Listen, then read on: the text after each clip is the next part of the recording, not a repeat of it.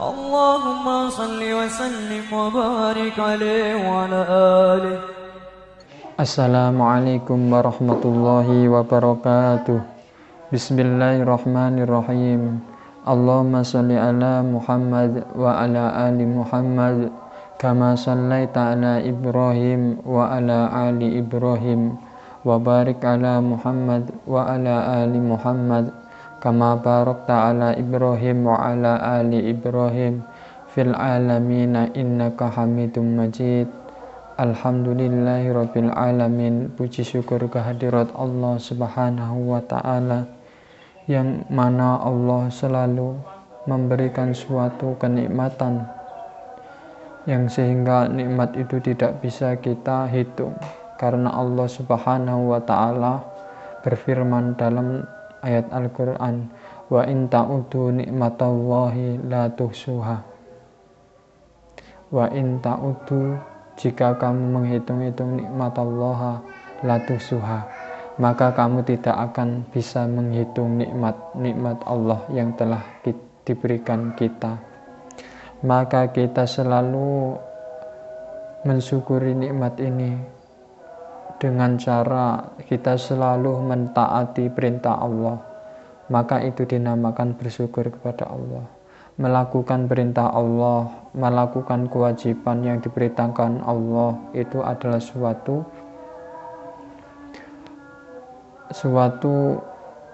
tanda syukur kita kepada Allah Subhanahu wa ta'ala. Salawat dan salam mari kita haturkan kepada junjungan kita Nabi Muhammad sallallahu alaihi wasallam, yang mana beliau selalu mendoakan kepada umatnya agar umatnya menjadi umat yang marhumah, umat yang dirahmati Allah, umat yang selalu melaksanakan apa yang diajarkan, selalu melakukan apa yang diajarkan oleh Rasulullah Shallallahu Alaihi Wasallam. Maka itu adalah sebagai balasan. Menghidupkan sunnah Rasulullah ini adalah sebagai balasan kita kepada Rasulullah Shallallahu Alaihi Wasallam, dan juga apa yang kita kerjakan ini akan kembali kepada diri kita masing-masing. Kita masuk surga, bukan Rasulullah yang untung, kita sendiri juga untung. Maka dengan itu mari kita membacakan sholawat atas baginda Nabi besar Muhammad Sallallahu Alaihi Wasallam. Melanjutkan tentang wudhu. Kemarin sudah saya jelaskan tentang tata cara wudhu sesuai dengan Al-Quran dan hadis. Dan sekarang pemahaman tentang ayat dalam Al-Quran, yakni idza kuntum ila sholati faghsilu wujuhakum wa aydiyakum ilal marafiqi wamsahu bi ru'usikum. Yang ketiga ini salisan mashur ra'si marotan wahidah, membasuh rambut marotan halis satu kali wahidah, liqouli ta'ala, dawi Allah Ta'ala, wamsahu biru'usikum, basuhlah rambut kamu semua, wala tazidu alal marotil wahidah, dan tidak menambah kamu alal maroti wahidah, melebihi dari satu kali. Karena ayat ini masalah ini ngusap, bukan pemahaman yang kemarin tentang faksilu. Berarti faksilu itu menuangkan air, dihidupkan keran, iku airnya kuat, seret ngeten ki. Air kan banyak, berarti menuangkan, memandikan sebagian anggota badan. Sedangkan ini di dalam kitab Ahkamu Sholah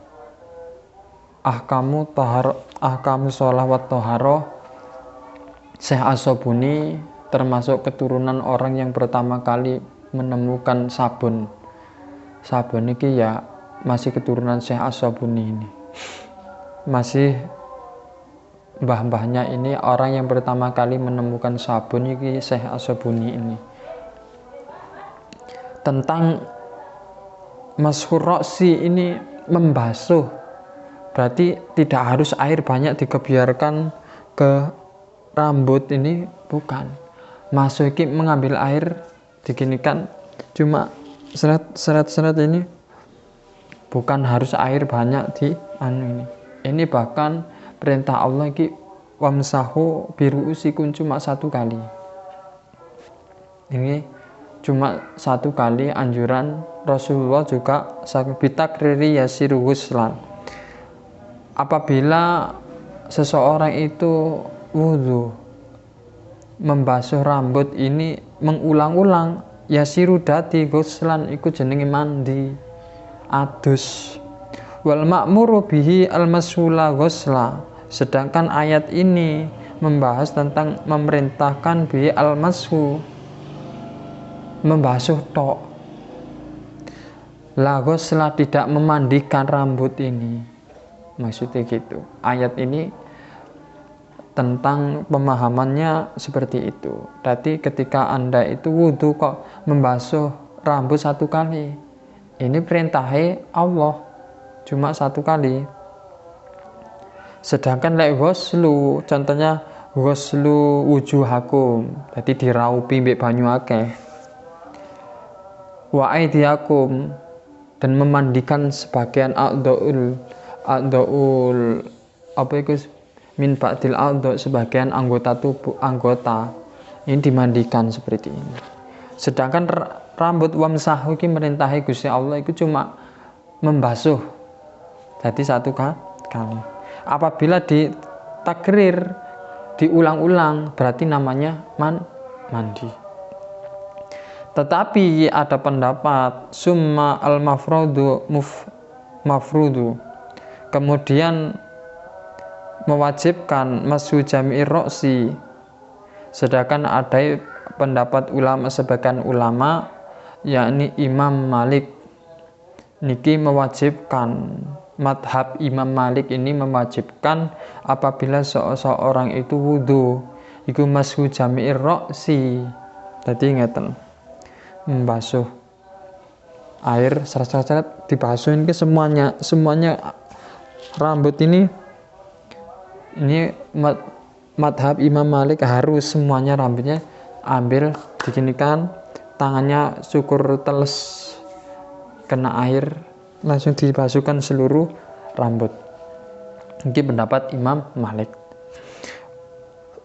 Wa inda Syafi'i, sedangkan menurut madhab Imam Syafi'i, madhab di Indonesia umumnya kayak kita ini, madhab Imam Syafi'i cukup cuma sedikit jambule tok, yang penting rambutnya kan kena, membasuh sebagian ba'dur roksi, sebagian rambut.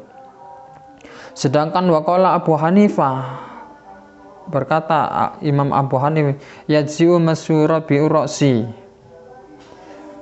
nyukupi membasuh 1/4 rambut. Jadi 1/4 itu ya gini, seret-seret, tapi hampir semua. Itu pendapat Imam Abu Hanifah. Karena juga Imam Hasim Nadratul Ulama Ahli Sunnah wal Jamaah ini memperbolehkan mengikuti madhab 4. Yai Hasim Asy'ari ku memperbolehkan madhab 4. Pertama Imam Malik atau Imam Abu Hanifah, terus Imam Malik, Imam Syafi'i, terus Imam Ahmad bin Hambal. Sedangkan 4 madhab ini juga sama-sama menghidupkan sunnatullah. Kadang Rasulullah memakai hadis ini, Rasulullah melakukan seperti ini, sebagian ulama memakai ini, sebagian ulama memakai ini, contohnya. Sehingga 4 madhab ini sama-sama sambung sanadnya. Imam Abu Hanifah ini mempunyai murid Imam Malik, sedangkan Imam Malik mempunyai murid Imam Syafi'i. Imam Syafi'i mempunyai murid Imam Ahmad bin Hambal. Semuanya 4 ini sama-sama satu perguruan, gurunya tetap Imam Abu Hanifah. Imam Abu Hanifah ini masih menemui para sahabat. Jadi sambung sinambung apabila ada di Indonesia ini mengikuti 4 madhab ini diperbolehkan oleh Yai Hasyim Asy'ari karena 4 madhab ini sama-sama menghidupkan sunatullah seperti itu. Karena fi bati aswari fatawaddu wa mensahu nasinan ay muqaddimu ra'su, depannya lian Nabi sallallahu kana fi bati aswari fatawaddu wa masaha nasitahu, jambulnya kadang Rasulullah itu wudu itu membasuh jambulnya sedikit srit maqaddima ra'si, depan rambut, wasapapu fi hadal ihtilaf wa huwal alba fi qouli subhanahu bi ru'usikum, karena bak ini sebagian faman qala inna litab'in ajzan inda masibati ra'si, bahwasannya ini membasuh sebagian rambut niku.